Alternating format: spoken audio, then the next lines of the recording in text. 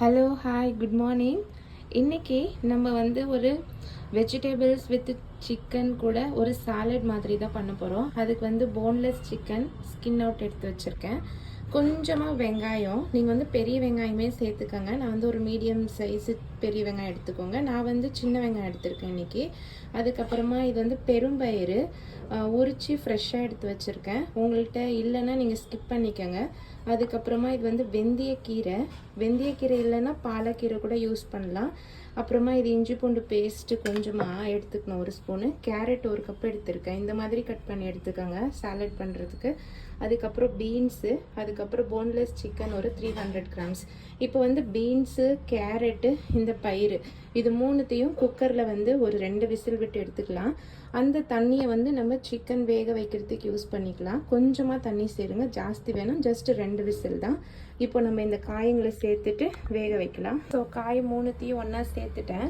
இப்போ இது வந்து வேகிறதுக்காக நான் வந்து இந்த கப்பால் 1 கப்பு தண்ணி தான் சேர்த்துக்க போகிறேன். ஜாஸ்தி தண்ணி தேவைப்படாது, அது வெந்துடும். அதுக்கப்புறமா வந்து கொஞ்சமாக இந்த காய் வேகிறதுக்கு அது டேஸ்ட்டு கொடுக்கறதுக்காக கொஞ்சமாக உப்பு சேர்த்துக்கலாம். உப்பு சேர்த்து விட்டுட்டு இதை நம்ம கிண்டி விட்டுட்டு மூடி போட்டுக்கலாம். இது வந்து நீங்கள் சாலடாகவும் சாப்பிட்லாம். சில குழந்தைங்க வந்து வெஜிடபிள்ஸு சிக்கன் எல்லாம் சாப்பிடாமே இருப்பாங்க இல்லையா, இல்லை சிக்கன் பிடிக்கும் வெஜிடபிள்ஸ் சாப்பிட மாட்டாங்க, கீரை சாப்பிட மாட்டாங்க. அந்த மாதிரி இருக்கிறவங்களுக்கு நீங்கள் இந்த மாதிரி செஞ்சு கொடுங்க. ட்ரை பண்ணி பாருங்கள், ரொம்ப நல்லாவே இருக்கும். ஸோ இப்போ இதை ஒரு 2 விசில் விட்டு எடுத்துக்கலாம்.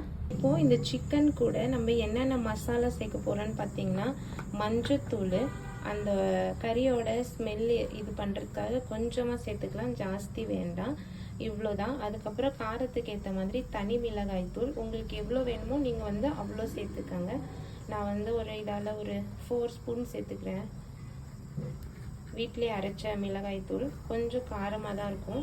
ஸோ அதனால் நான் ஒரு 4 ஸ்பூன் சேர்த்துக்கிறேன். இதில் நம்ம எந்த ஒரு மசாலாவும் ஜாஸ்தி ஆட் பண்ண போகிறதில்ல. உங்கள் ஸ்பைசஸ்க்கு எவ்வளோ தேவையோ அவ்வளோ மட்டும்தான் ஆட் பண்ண போகிறோம்.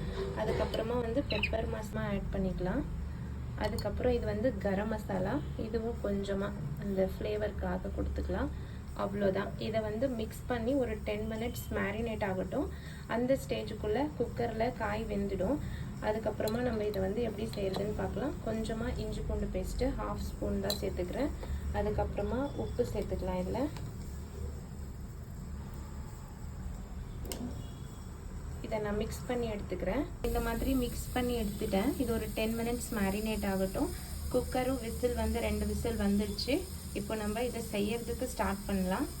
மணல் வச்சுட்டேன் நான். இப்போது இதில் வந்து நான் ஒரு 2 ஸ்பூன் நல்லெண்ணெய் சேர்த்துக்கிறேன். நீங்கள் வந்து சன்ஃப்ளவர் ஆயில் எது வேணாலும் சேர்த்துக்கோங்க, குக்கிங் ஆயில். நான் வந்து 2 ஸ்பூன் வந்து இந்த கரண்டியால் சேர்த்துக்கிறேன்.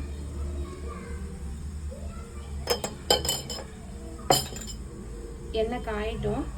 எண்ணெய் காஞ்சிடுச்சு. இப்போ நான் வந்து வெங்காயம் சேர்த்துக்கிறேன்.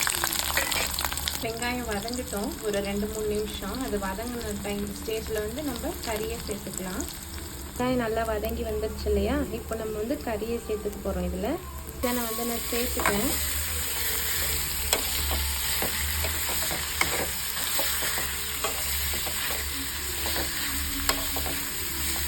இது ஒரு 5 நிமிஷம் வதங்கி வரட்டும்.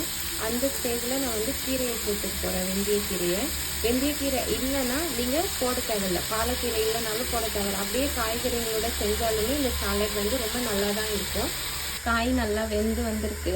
இங்கே பாருங்கள், 2 விசில் தான், ஜாஸ்தி விட வேணாம், இல்லைன்னா ஒரு மாதிரி குழஞ்ச மாதிரி ஆகிடும், அது உதிரியாக வராது.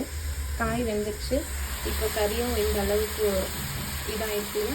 ஸோ இப்போ நான் இந்த ஸ்டேஜில் வந்து கீரையை சேர்த்துக்கிறேன்.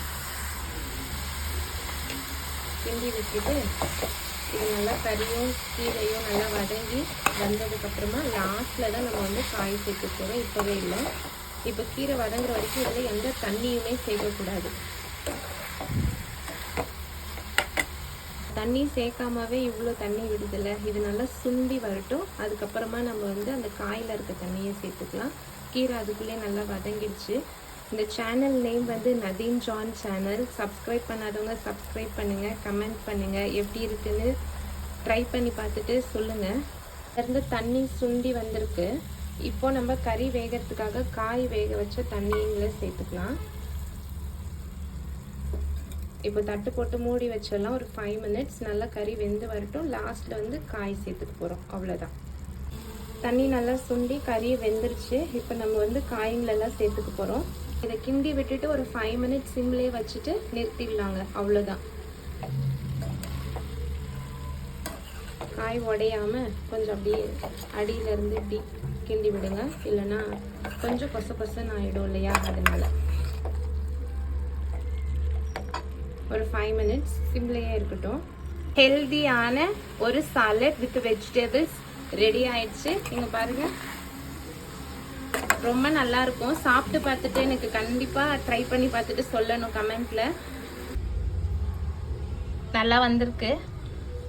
நான் இப்போ ஜோவினுக்கு கொண்டு போய் கொடுத்துட்டு சாப்பிட வச்சுட்டு கேட்டுட்டு சொல்கிறேன் அவன் எப்படி இருக்குன்னு சொல்கிறான்னு பார்க்கலாம். ஜோவின் எப்படி இருக்குப்பா? சூப்பரா இருக்கு. நீங்க எங்க அம்மா ரெசிபியை டேஸ்ட் பண்ணணும்னா இன்னொரு நாளைக்கு சப்ஸ்கிரைப் பண்ணி லைக் பண்ணி எங்க அம்மா பண்ண மாதிரியே அதை பார்த்துட்டே பண்ணுங்க. அவனே சொல்லிட்டான். ட்ரை பண்ணி பார்த்துட்டு கமெண்ட்ல சொல்லுங்க. நெக்ஸ்ட் ஒரு வீடியோவில் பார்க்கலாம். Bye bye.